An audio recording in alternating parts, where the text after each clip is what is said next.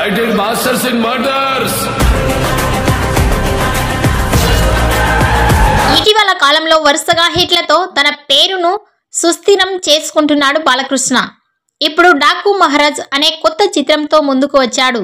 అది ఈ రోజు థియేటర్లో విడుదలైంది.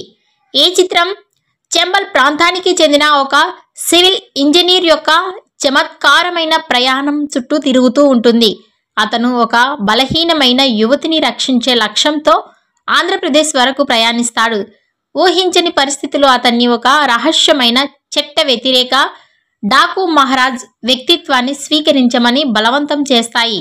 అతను చట్ట వ్యతిరేక వ్యక్తిగా ఎందుకు మారాడు మరియు ఆ అమ్మాయిని రక్షించడంలో విజయం సాధించాడో లేదో పెద్ద తెరపై చూడాల్సిందే. బాలకృష్ణ 2 పాత్రలలో ప్రశంసనీయమైన నటనను కనపరిచారు.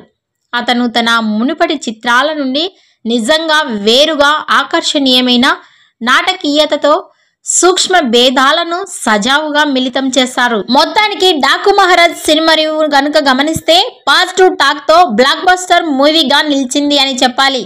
ఇప్పుడు Balayya first day collections 2 Telugu రాష్ట్రాలలో 20 కోట్ల గ్రాస్, ప్రపంచవ్యాప్తంగా 70 కోట్ల నుంచి 100 కోట్ల వరకు గ్రాస్ కలెక్షన్స్ రాబట్టవచ్చని ట్రెండ్ వర్గాలు వెల్లడించాయి. ఈవినింగ్ నైట్ షోల లెక్కల టాకులను బట్టి కలెక్షన్స్ అటు ఇటుగా ఉంటాయి. ఈ సినిమాకు 84 కోట్ల వరకు ప్రీ రిలీజ్ బిజినెస్ అంటే సుమారుగా 85 కోట్ల షేర్, 200 కోట్ల గ్రాస్ కలెక్షన్స్ రాబడితే ఈ సినిమా లాభాల బాటలోనికి వెళ్తుంది.